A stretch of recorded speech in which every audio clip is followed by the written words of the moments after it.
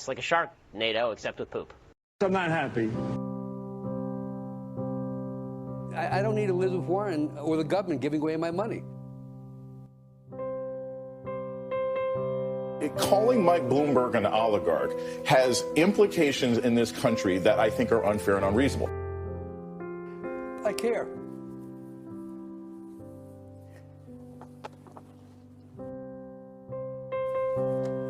That's it.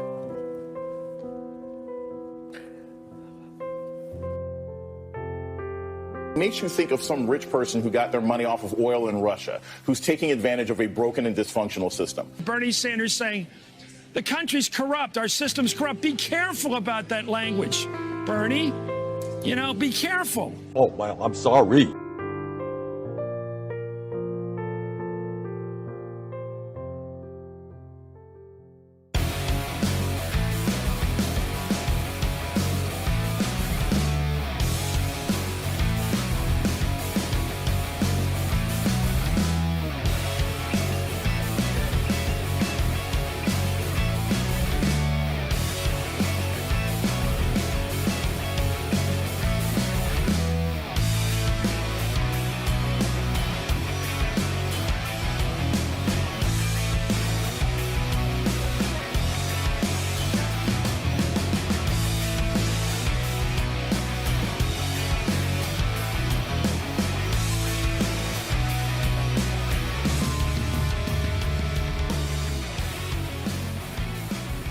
The nation, Waldorf Nation.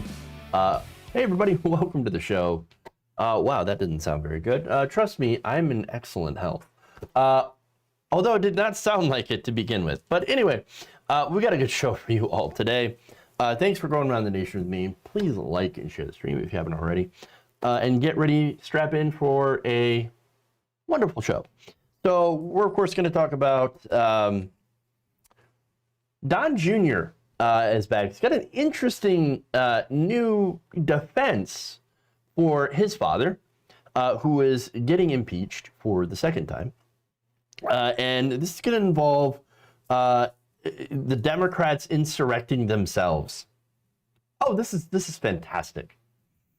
We've got that. We also have the Republican Party is splitting apart. Well, I have some polling to suggest that perhaps it will. It is. And so that's interesting. We're going to talk about that. We got Lindsey Graham getting ripped on Twitter, which is fun because he himself also has admitted that Republicans like himself don't really care about what happened at all on January 6th, the trial. Doesn't matter to them. They are, of course, going to vote to acquit Donald Trump because, of course. We also have reactionaries go after Disney, which is interesting, over Gina Carano. And then there's my favorite story of the day. My favorite story of the day is actually something that happened earlier this month. And it's a video that is actually going viral now of, you know what? Of why we need to address the racism problem in this country. It's an awesome video.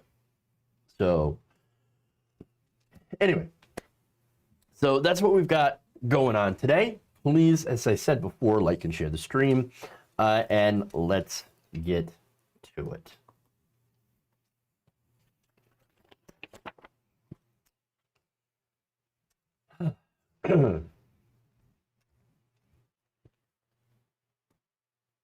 Donald Trump Jr. is big mad over his father's impeachment, and he's going to go on Newsmax, because it is news to the max, in order to make a ridiculous equivocation, which apparently that's what you do on Newsmax. You go absurd to the max. Take a look. By that logic, we would take the last 10 months and you would take the $1 billion worth of damage in looting, in rioting, in arson, in murder that took place across the country with the BLM riots and the Antifa riots, and you have the words of Kamala Harris, you have the actions of their campaigns bailing out criminals, you have the words of Maxine Waters, you'll get up in their face, Nancy Pelosi, everyone. Again, they only want to have sort of selective memory as it relates to these things. We've all denounced what happened on January 6th. No one hasn't, okay? That doesn't mean that then by their rules that they would be absolved of 10 months of January 6th that happened across the entire country, right? Federal buildings were stormed. You saw that during, I guess it was during the Ginsburg stuff. You had stuff that happened during Kavanaugh. You had everything else, all insurrected by the Democrats and by their rhetoric on TV, yet that doesn't seem to be a problem. And I'm not saying it should be, frankly. I don't think that every time that someone says something, we should be able to tie back irresponsible actions of a couple lunatic players and say we got to blame the person saying it. But why is it that the Democrats are allowing that? Why is it that they're pushing it? Why is the media okay with having that singular standard for one individual and a different standard for everyone else? Wow. Let me just make a nonsense point here. Antifa. That's what he called them. Like, Antifa, hey! Okay, anyway, like I said, ridiculous point. But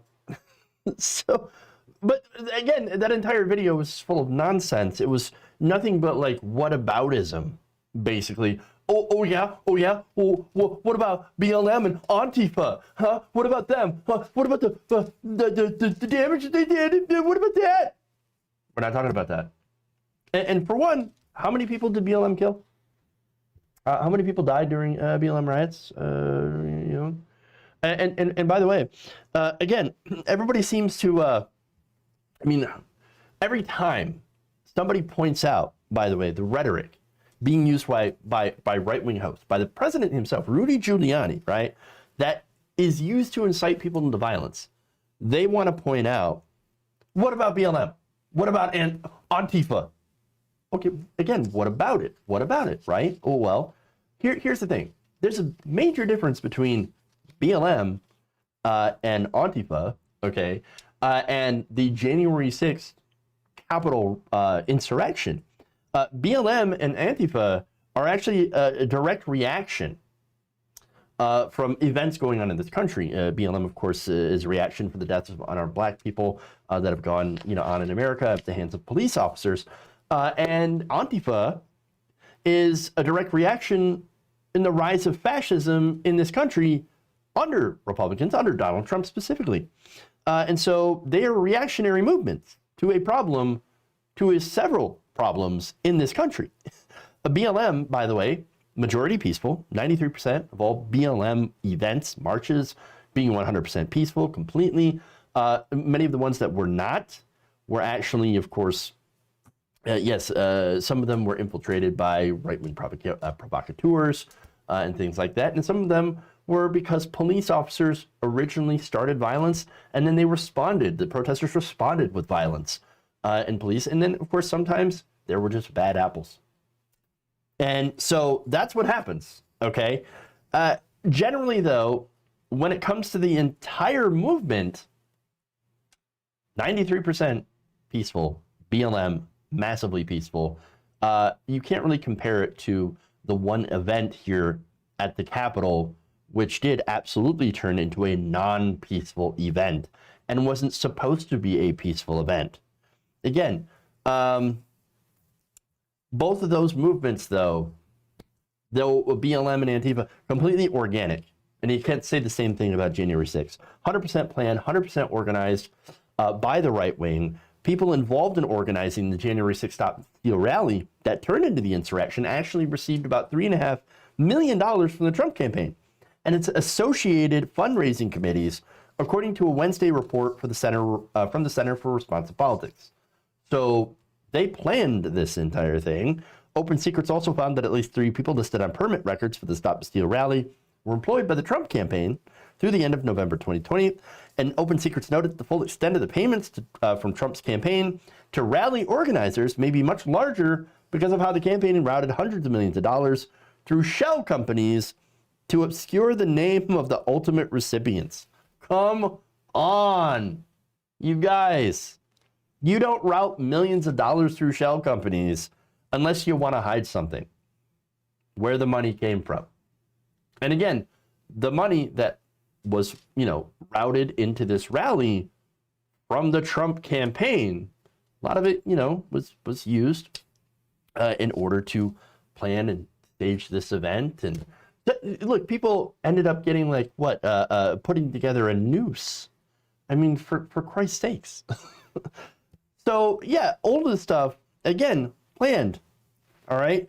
And by the way, we have video evidence that was shown in the impeachment trial over the last couple of days, where you had just minutes after Trump tweeted about Mike Pence not doing what Trump wanted him to do, which is, of course, to reverse the results of the election and not certify the election for Joe Biden, therefore giving Donald Trump the presidency again and basically doing a coup, to where, since Mike Pence didn't do it, he tweeted this out, and just afterwards, the mob started going after Pence.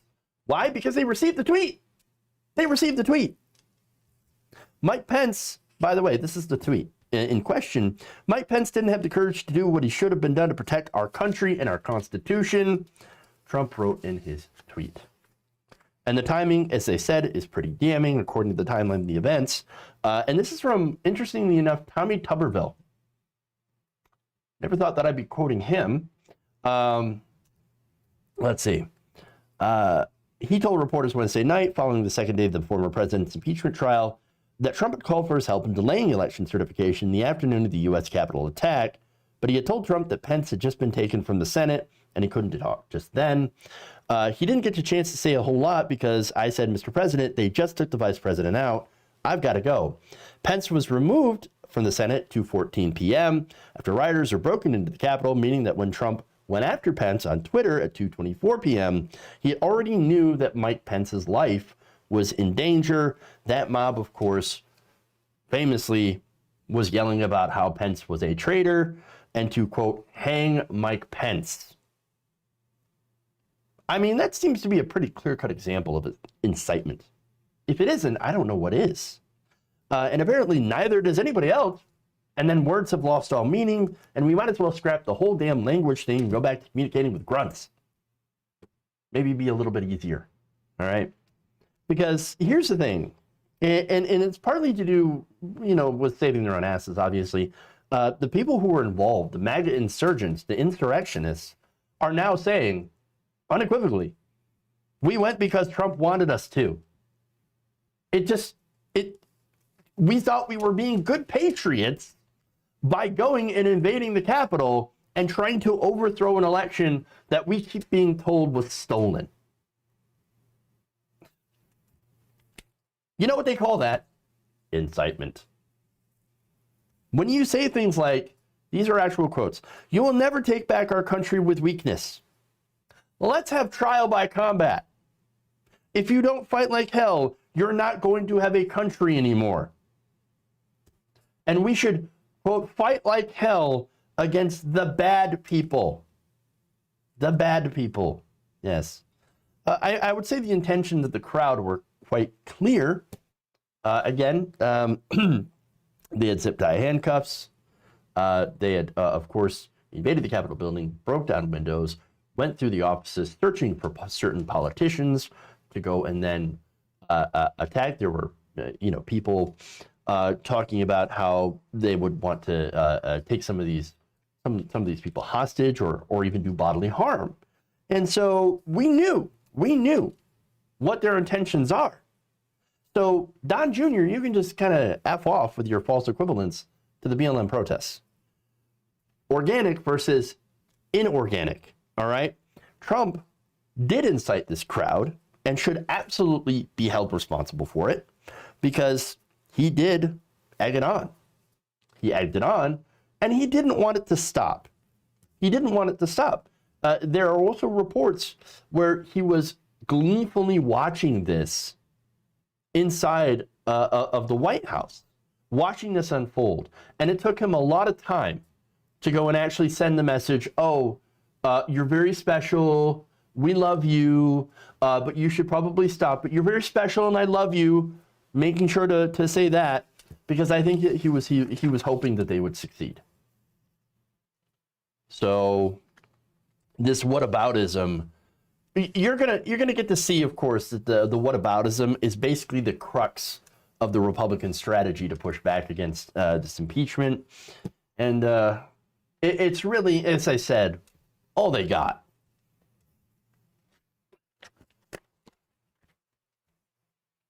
BLM wouldn't even get near the Capitol, Sarchek.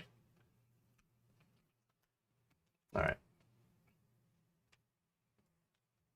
They don't seem to get the plan was to kill Congress and burn electoral votes so that Trump stays president. Literal coup. But Republicans won't face the truth because they're dependent on not facing the truth. Their jobs are, their jobs are dependent on them not accepting or. Anyway, let's move on. Speaking of the truth of the Republican Party.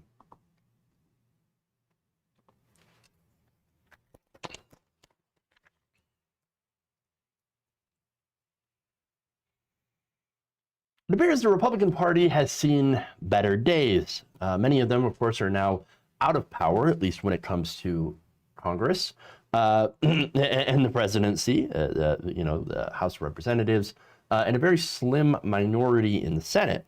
And you also have the last president that is being impeached for a second time after a devastating loss, as well as being kicked off social media, a lot of them. So it appears to not be looking good for them right now.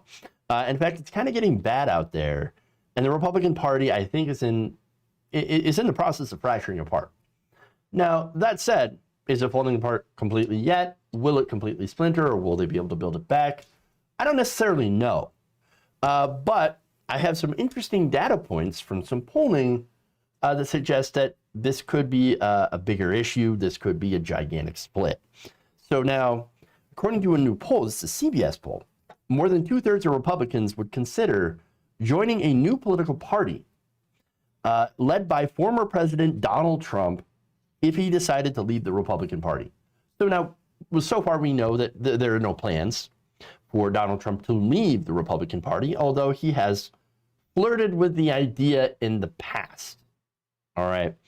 So, okay. Even in passing, if he did actually do this, this would be devastating to the Republican Party because they would take a lot of people with them. All right. So now the CBS News poll found that 33% of Republicans would join Trump's new political party. 37% said they'd maybe join the new party, and 30% of Republicans said that they would not leave the Republican Party. So those are, again, disastrous numbers, but there's more. Nearly half of all Republicans, 46%, say it's very important for the party to remain loyal to Trump, with 27% saying it's somewhat important. So once again, you have a mass majority of Republicans saying, stay loyal to Donald Trump. That means even if the president has done crime, stay loyal to him. Loyalty to the party is all that matters. That's not good. Additionally, going on with the issue of loyalty, 71% of Republicans said that any member of the party who votes to impeach or convict Trump is disloyal, compared to 29% who say that they were principled. So it doesn't matter. It doesn't matter the evidence. It doesn't matter what they present at this trial. The Republican Party, any Republican who looks at this poll and cares about their career, any career-minded Republican, which, mind you, is probably a lot of them, or most of them, is going to say, well, damn the facts. I don't really care. I'm worried about my job. I'm going to vote to acquit. So here you have the electorate that is very, very loyal to Donald Trump. And so with the electorate that's loyal, you've got the politicians that are going to be loyal too. It's what I've been saying. The Republican Party has turned into a cult of personality. They are the party of Donald Trump. He allows them to be the worst versions of themselves. In fact, 57% of Republicans have described the Democratic counterparts as enemies. Enemies, not political opponents, not the political opposition, okay, but No, you are enemies. You are my enemy. I must destroy you. I must defeat you. This, of course, is why it's really, really difficult for, Republican politicians and Democratic politicians to actually work together on issues, that help the American people. Because you have a majority of Republicans that say, no, don't work with them no matter what. Now, of course, we have the same problem on this side as well. 41% of Democrats describe Republicans as their enemies, but I think with good due reason. Okay? So, again, disastrous numbers, but indicative of the polarization that we have in this country, but back to Republicans, right? So that's not the only, data that I have. There's also discussion among an anti-Trump faction of splitting off into a third party. In fact, dozens of former Republican officials who view the party as unwilling to stand up to former President Trump and its attempts to undermine U.S. democracy are in talks to form a center-right breakaway party, according to 4 people involved with the discussions telling Reuters. The early stage discussions include former elected Republicans, former officials in the Republican administrations of Reagan, Bush, both Bushes, and Trump, ex-Republican ambassadors and Republican strategists, the people involved say. One of them, of course, being Evan McMullin. More than 120 of them held a Zoom call last Friday, which I assume was hilarious because most certainly one of them ended up using a cat filter. We'll throw back to another story, but anyway. They discussed running on a platform of, quote, principled conservatism, including adherence to the Constitution and to the rule of law, ideas that those involved say have been trashed by Trump. The plan would be to run candidates in some races, but also to endorse center-right candidates in others, be they Republicans, independents, or Democrats, the people say. Well, good news for them. We already have a center-right party. It's called the Democrats. You might want to look into it. Again, they've got a lot of center-right Democrats to choose from. Anybody who's not normally a member of the Congressional Progressive Caucus or the Bernie Sanders wing of the Democratic Party is generally, at least on economic issues, center-right. All right. So now, call participants also said that they were particularly dismayed by the fact that more than half of the Republicans in Congress, 8 senators and 139 House of Representatives, voted to block certification of Biden's election victory just hours after Capitol siege. You know why? It's because they know who butters their bread. It's the voters. They know the base is extreme. It's radicalized through decades of insane conservative media. Rush Limbaugh, Fox News, Alex Jones, QAnon, Newsmax, News to the Max. There is a reason that Marjorie Taylor Greene right now has become a darling of the base. And it's because she believes in the same things that they do. She's one of them. She's one of them. Again, some of the things that she believes in are various anti-Semitic conspiracy theories. Frazzle drip, Jewish space lasers, starting wildfires. I mean, very crazy things. Okay? And many of them believe it. Whereas, again, a lot of the Republicans who are anti-Trump, all they want to do is be able to hoard their wealth like smog. Okay? So, and here's the thing. In the past, the crazies were useful to that group, to the ones that, want to be able to basically have low taxes and no regulations. Okay? The crazies used to be useful, but now they're a liability. Why? Well, because big corporations and big business, they don't want to be associated with that anymore.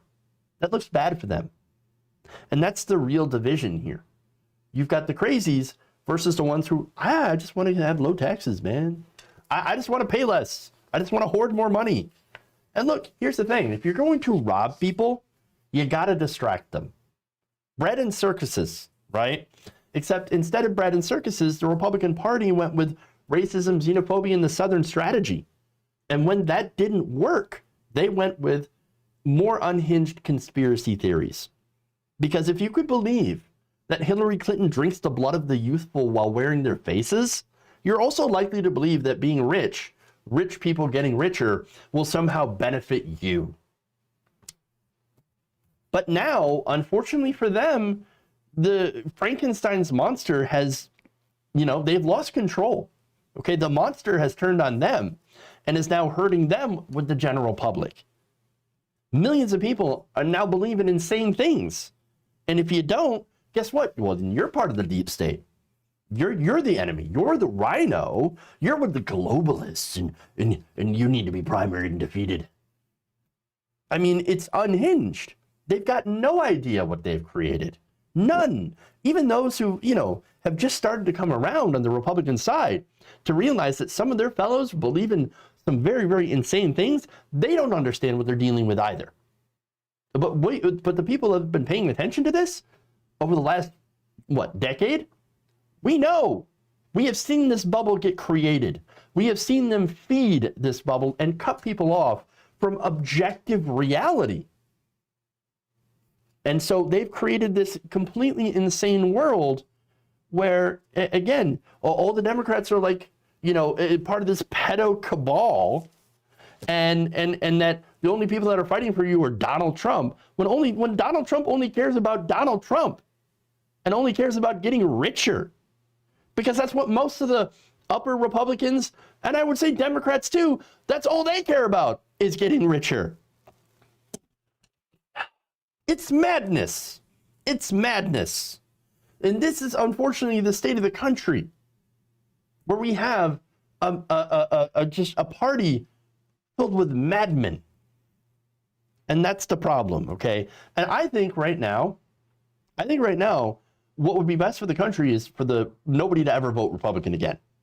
At least, again, Democrats have shown that even as flawed as they are, they at least have some interest in governing the country. Again, Democrats are not the party of transformational change. What do Democrats want to do? They just want to get the trains running on time. That's it. Now, I believe that we need positive progressive change. We need way more than just status quo. We need, bold climate action on healthcare, labor, education. So unfortunately for people like me, the Democratic Party doesn't really represent me, okay? It doesn't satisfy my urges for change. The Democratic Party will dip their toe into a little bit of change here and there, and let's not get it wrong here. Some of that's very positive change, but again, it's just dipping their toe in. And now, as far as the Republicans are concerned, there's really nothing coming out of that party that's at all positive. They are basically a reactionary movement right now that seeks to undo any and all progress when it comes to helping regular people. And so, that said, I don't feel bad for the Republican Party. Right now, as I said, they're nothing but reactionaries. And so they've created this movement, and they have milked it for so long in order to build their wealth from the people that vote for them through extraction. And now, well, they're getting what they deserve. At the same time, though, the rest of us also have to deal with them. And so we don't deserve what's happened, and we don't deserve the results of this monster that they've created.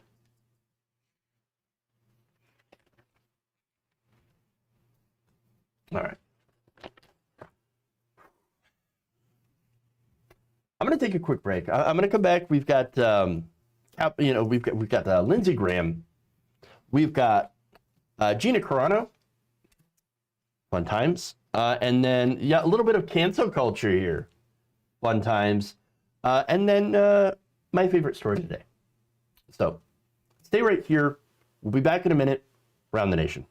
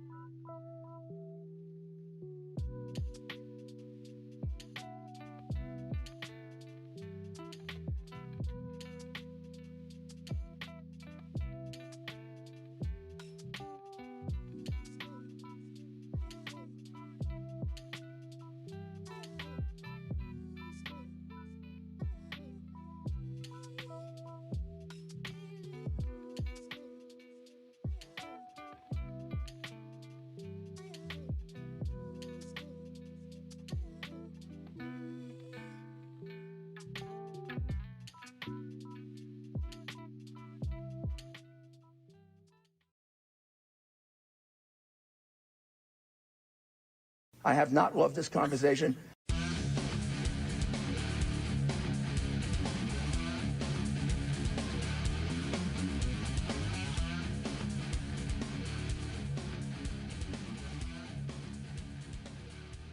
Welcome back to the show. Run the Nation right here. Waldorf Nation. Jeff Waldorf here with you.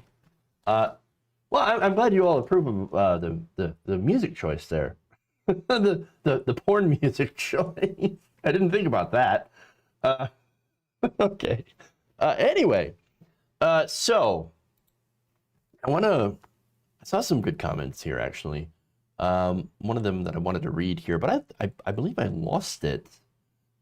Which sucks because I really wanted to read that comment. Here we go. John Saint says something really interesting, actually. It's a misguided feeling of anger in an uneducated society that created Trump and other demagogue wannabes. That is an excellent point. And I wouldn't necessarily say the anger itself is misguided.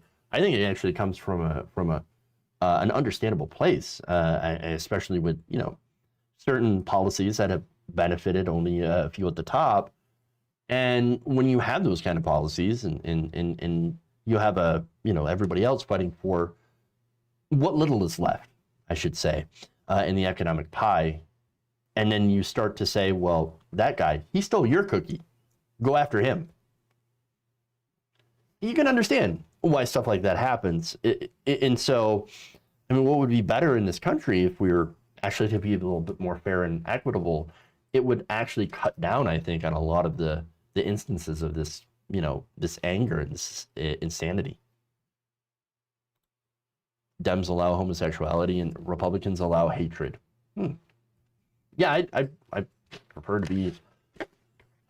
I would definitely prefer the Democrats over that. Definitely. Great. Now I want a cookie. Yeah, I know, right? All right, so let's move on here. Oh, actually, you know what? I just want to thank Bashay99 for subscribing for 3 months on Twitch, Tier 1. Thank you. Much appreciated. All right. Thank you on Twitch. And by the way, Super Chats, always welcome. I like to read those as well. So, and it's, of course, another way to support the show. That's it. Let's do it.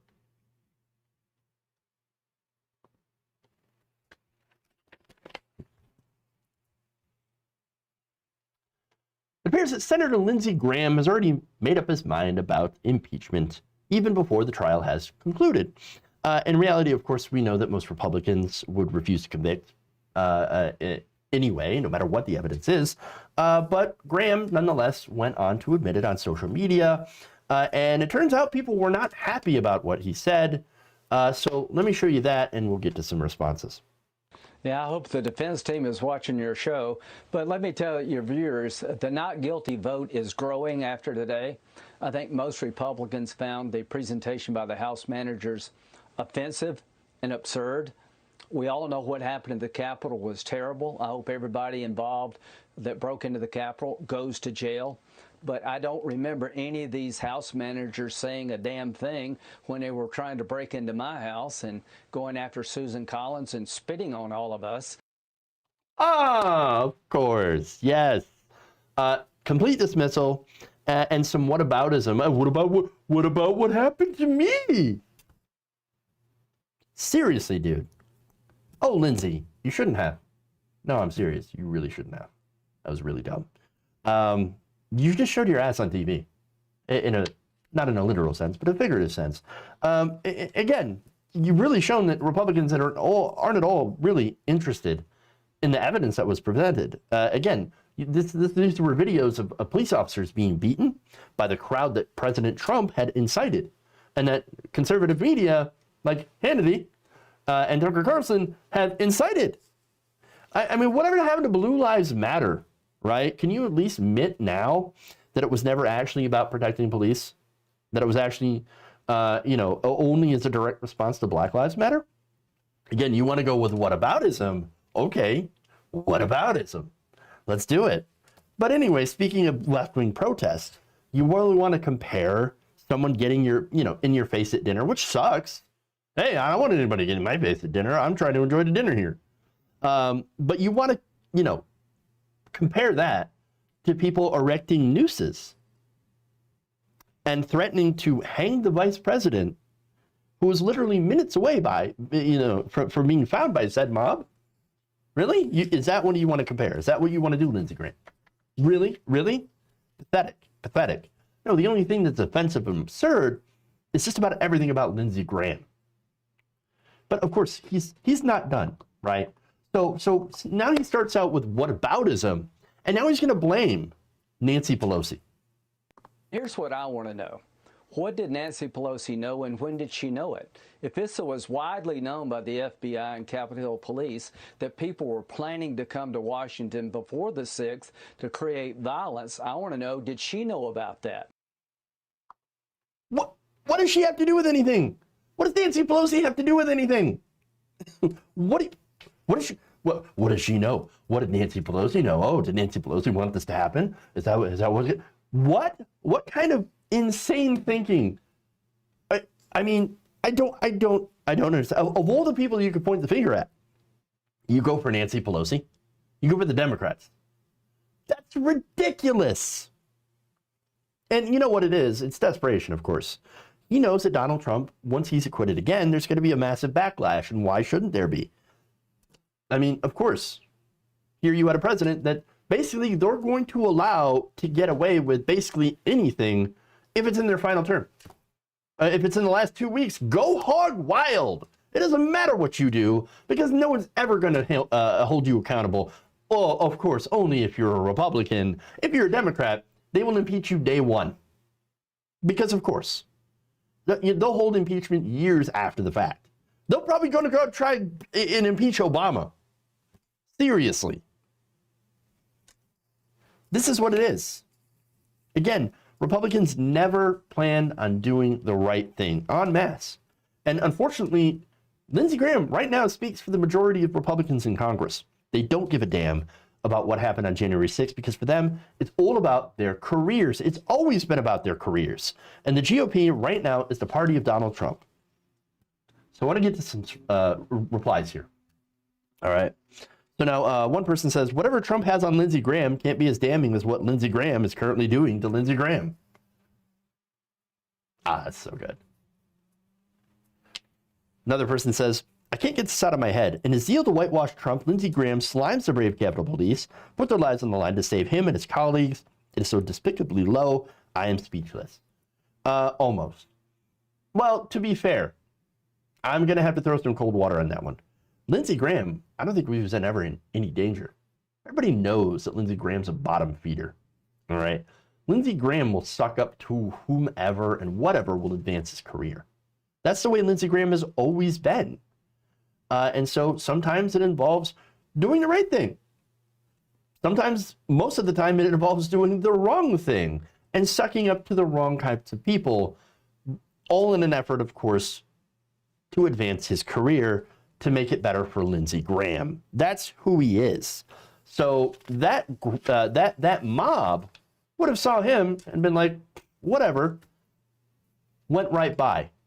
Because he's the biggest ass kisser to Donald Trump we've ever seen. Anybody else, though, well, anybody else would have been in big trouble.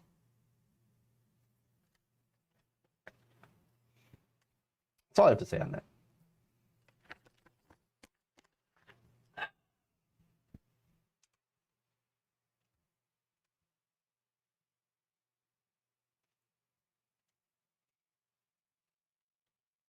Move on. The segment you're all going to get angry. Oh, oops.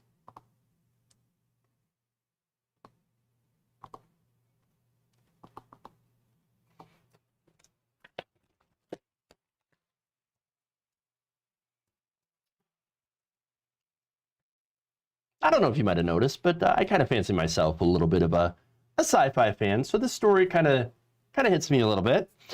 You know, I tend to dabble in both the realms of Star Trek, Star Wars, hell, Babylon 5, The Expanse, Stargate, Farscape. I mean, you name it, I probably have watched it. Point is, I love sci-fi. So this morning I wake up and I see the news of Gina Carano. And I think, all right, what kind of stupid thing has she said already? What did she do this time? Well, it turns out she got fired for making some pretty ridiculous statements and comparisons. So now the latest tweet wasn't actually her first. She had actually previously tweeted out some things that a lot of people found to be transphobic, not listing pronouns and actually listing some mocking pronouns like beep, bop, boop, or whatever. So that's not cool. She's also talked about, anti-masker, anti-vax stuff, and even, supported the unproven assertions of voter fraud. And so that's super, super problematic. We're not having a good time here, all right, with Gina Carano. And so Disney, they asked her, keep it down. We know you've got these conservative opinions, right? But hey, why don't you watch what you say in public on your social media, because you're a big name. You're tied to a really big show, to a big franchise, and guess what? What you do reflects on us. And what we want to do, we want to make money. That's Disney's, keep it real. Disney wants to make money. Disney loves money. And so, understandably, they want to make sure that certain opinions that are unpopular with the mass amount of people don't get out and make the company look bad so they don't lose money. So, unfortunately for Carano, she could not help herself and had to retweet a post that compared Republicans to being Jewish people in the Holocaust. For Christ's sakes, here we go. She just broke Godwin's law. Why is it that whenever somebody breaks Godwin's law, it's usually a Republican complaining about, oh, cancel culture? Here we go. Here we go. I'm sorry, did we miss the part where the state went and grabbed all the Republicans and shoved them in camps? Did we miss that? I mean, we've got camps in the border, but they're for brown people. And so I don't see where they're keeping all the Republicans, even though they keep warning about it every single time the Democrats in office. Suddenly you've got these conspiracy theories where you've got Jade Helm and you've got the Ted Cruz warning about people getting shoved into Hobbit homes from Agenda 21. How come it never seems to happen? Because you know what? Hobbit homes are actually pretty freaking nice. If you've ever watched Lord of the Rings, which I have. Anyway, it's frustrating to me as a sci-fi fan. As a fan of sci-fi and fantasy and good entertainment in general, to see when people who, play these roles end up spouting ridiculous and horrible opinions. And of course, unfortunately, we have a strain of Republicans, conservative people, and just reactionary edgelords on YouTube that think that somebody disagreeing with their dog shit takes and refusing maybe even to do business with them is somehow tantamount to crystal knocked. It's not. And by the way, the ideas aren't bad because they're different. The ideas are bad because they hurt people. Being transphobic hurts people. Being racist hurts people. Okay? Being an anti-vaxxer, anti-masker, it hurts people by spreading, of course, disease. It hurts people. I am against hurting people, okay? I like to be on the side of not hurting people. I like to be on the side of helping people, okay? Especially vulnerable people, all right? But unfortunately, what these conservatives love to do is claim that they're victimized. Whenever somebody speaks out for those who have traditionally been disempowered in this country, and that's what's frustrating. And they do this by, of course, by either mocking or attacking said group. And when good people push back and say, hey, maybe you shouldn't say these awful things about this group of people, then they claim censorship, and then they claim cancel culture, and what have you. All right? And so it ends up being a transparently stupid game. And so, and the thing is, Gina Carano, her character, Cara Dune, I liked Cara Dune, okay? I liked her character. I thought, hey, strong female, badass character, outlaw, she does the right thing at the end of the, at the end of the story. But again, unfortunately, her character not going to be there anymore, okay? She killed her own career by saying really dumb things that she didn't have to say in a public forum. Nobody, again, no, okay, nobody says that she couldn't even believe those things, right? I wish she didn't. I wish she didn't. But like, come on. There was no reason for her to just go out and be like, hey, I'm going to make this ridiculously terrible comparison here and then piss off a bunch of people. She had it good. And she messed it up. And messed it up for a lot of people, actually. Because there were a lot of people, a lot of women who actually looked up to her and her character for being a strong female character. Which, by the way, as I'm going to show you, the edgelords who are now defending her to the hilt, those same edgelords used to be against her, the ones that are defending her now. I'll show you that. All right. But first, I'm going to show some angry tweets from some right-wingers. This here is Paul Joseph Watson, who just says, Gina Carano was completely correct. Hashtag cancel Disney Plus. Okay. Another person says, boycott Disney. This is bullshit. People getting fired for their thoughts and opinions. The free market has spoken, my friend. And apparently her thoughts and opinions turned out to be shit. Just turned out to be shit. Now, here's the best one. This is Anthony, who I assume is furiously typing in between tears. To hell with Disney and Lucasfilm for firing Gina Carano. Everyone should boycott The Mandalorian. It's time to shut down all the SJW scum and their crybaby cancel culture because they're offended by everything. Boycott The Mandalorian now. Somebody has feels. Yeah, feels. For me, look, I have feels. Okay, I'm disappointed. I am disappointed that she ruined a good thing. I enjoy watching this show. I do politics for a living, okay? I enjoy turning down TV and watching some entertainment. And that's what this is, okay? I like watching stuff, and I hate it when this kind of stuff happens because it's annoying and unnecessary. And it brings politics right back into the living room when I'm actually trying to get away from it. So, yeah. I have some feels. I'm disappointed. What do you do? Right? I'm never really happy when I find out that a character that I enjoyed is actually played by somebody who has abhorrent opinions. Sometimes I can look past that because, well, the character isn't necessarily the actor isn't necessarily the character. But there are sometimes, again, when you advocate for hurting people, just with your opinions, and again, she's not directly saying that I want you to hurt trans people, but just denying their identity and playing into transphobic, turfy stuff is just not, it does end up, really adding to an atmosphere that is anti-trans and ends up hurting people. And so that's why I have a problem with this, okay? But anyway, I'm going to show you why this edgelord stuff, right? Because everywhere there are videos popping up from right-wing edgelords on YouTube that are like how they're so big mad, right, over her firing, and how they stand with Gina Carano. Yeah, they stand with her. Well, here's a little bit of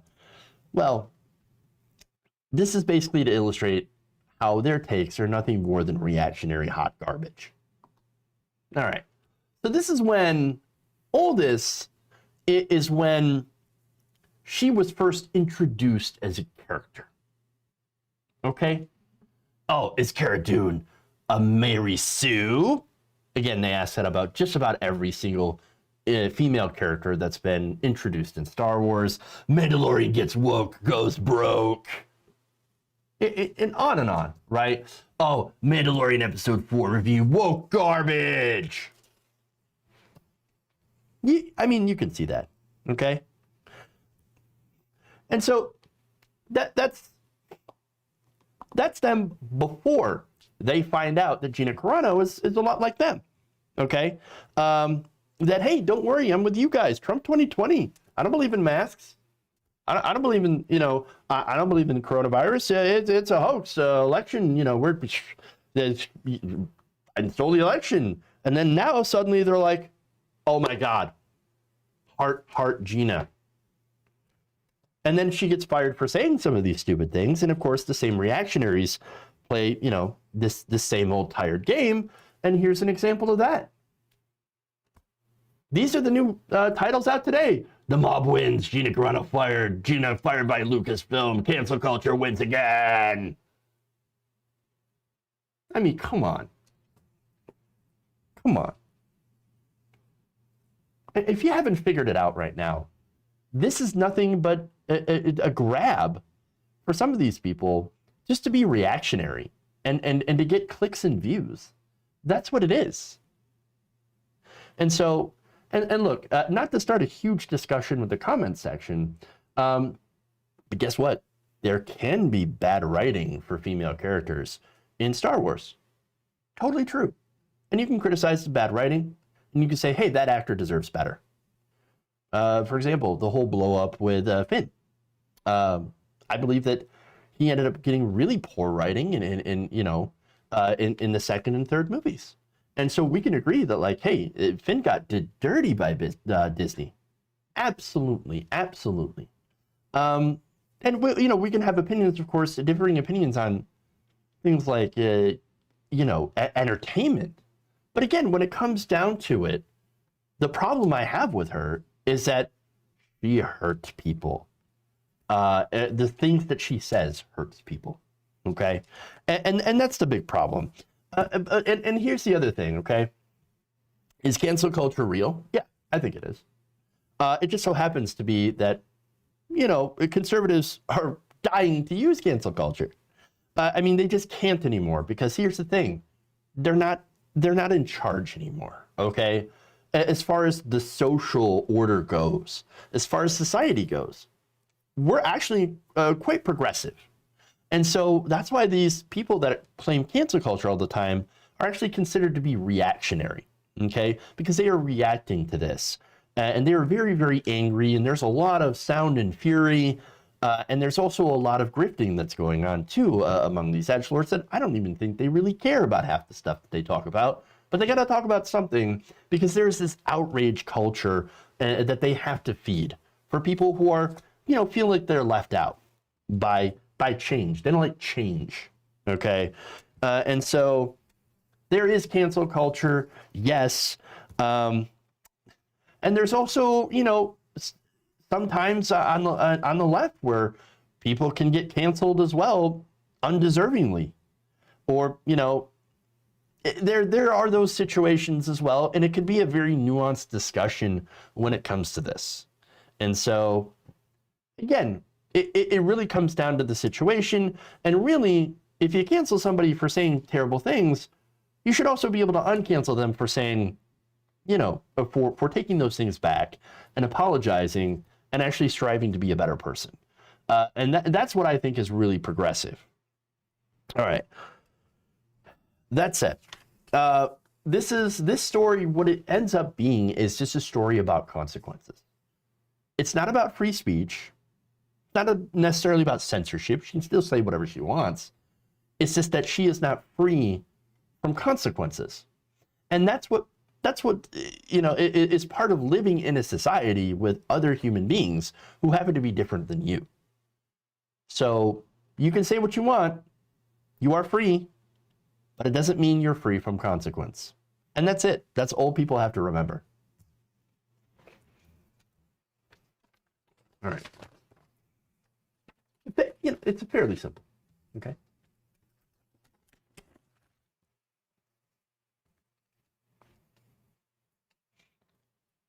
Oh, jeez.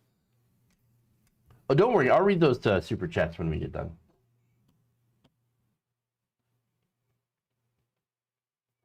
Last one here.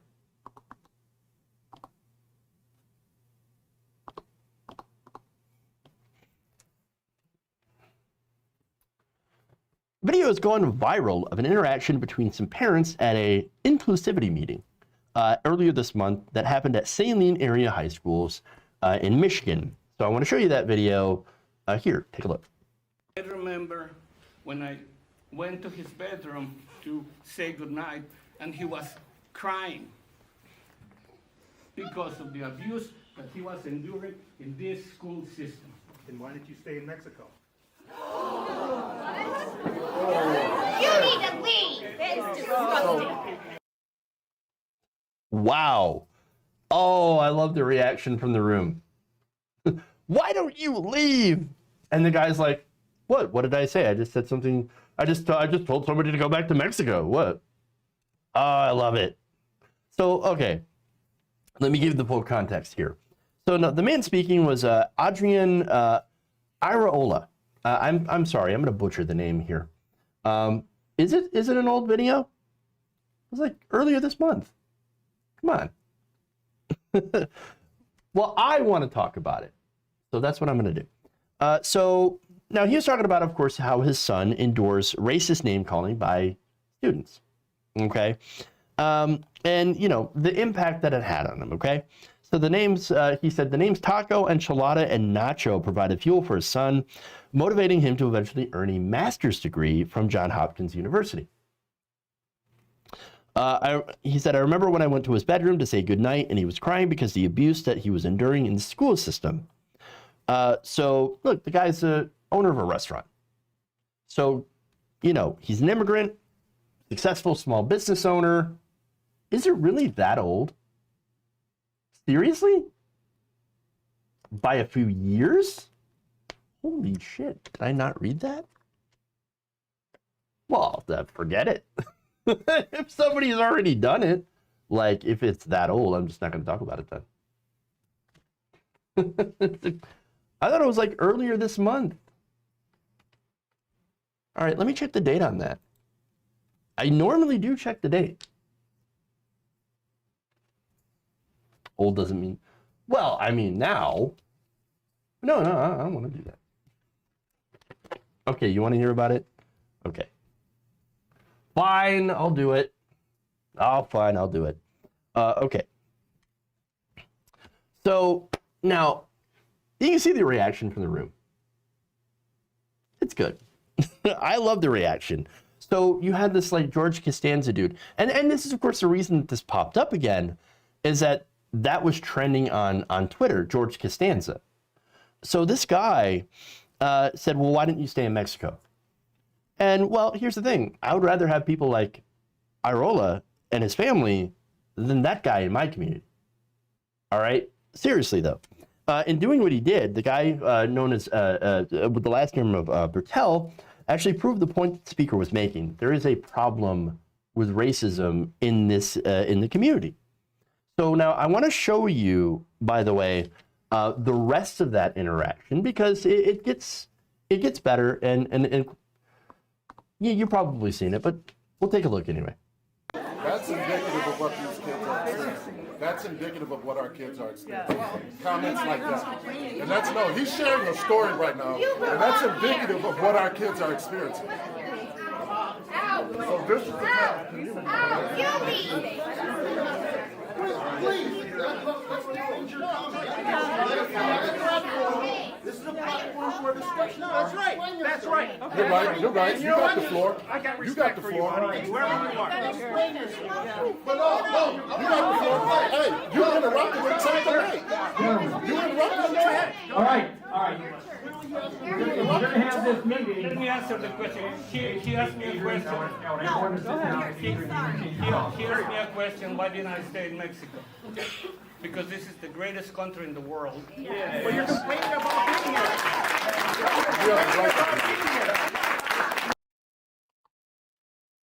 I just like the end of that. It's a good end of that. You know, because why didn't I leave? Because it's the greatest country in the world. A little bit of heartwarming. A little heartwarming on the end. So, but understand though that this is kind of the issue, okay? We have a problem in this country. We do. It's a problem of racism.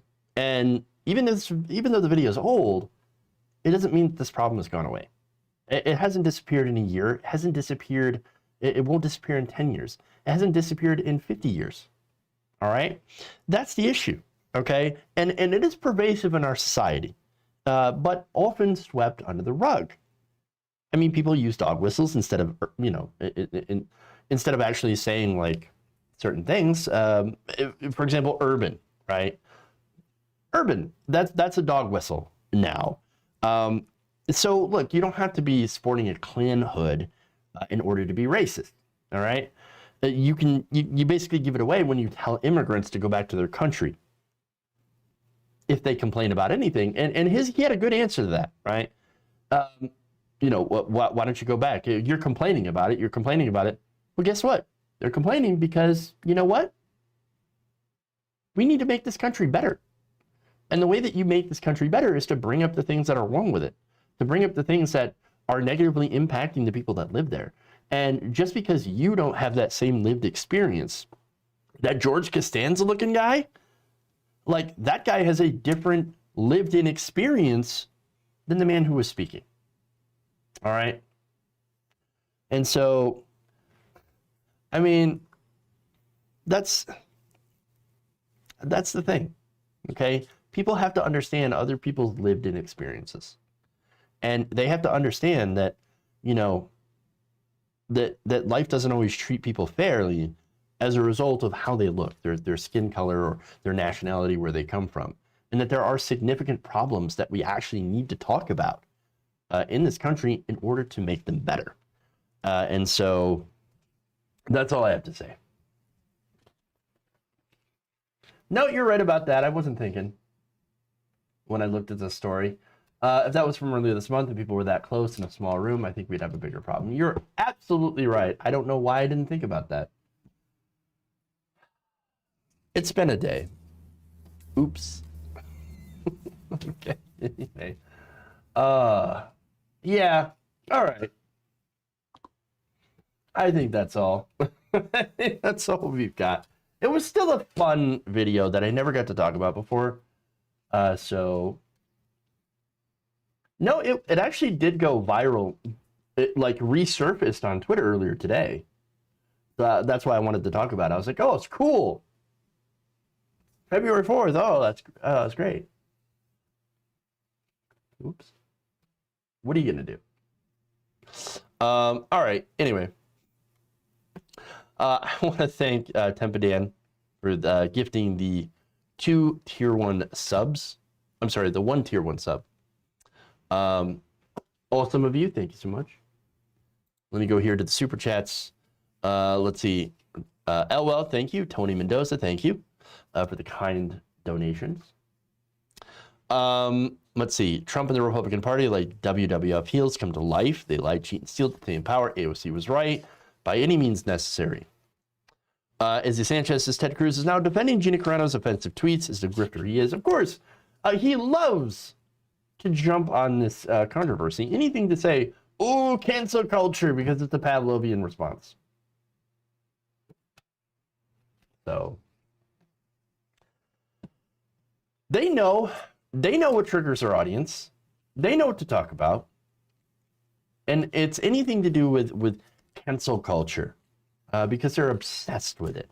They're obsessed with being. And by the way, a lot of them, I think, go out of their way to be quote unquote canceled. So then they can go around and speak to large groups and write books about how canceled they are. I mean, it's a grift. It's an absolute grift. All right. That's it. That's all I got for you. I'm gonna go home and I'm gonna go and get some sleep, because apparently I seem to be lacking. Thank you all. Please like and share the stream. Thank you again for the donations. Much love. Thank you so much. And we will see you all tomorrow. Love you guys. Remember, change begins with you. Good night, everybody.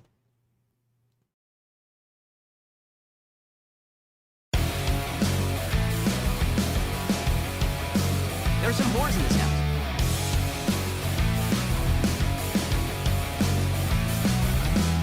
Tolerate.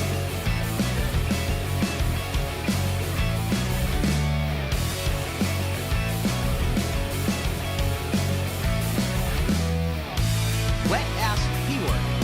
Masturbate all day long.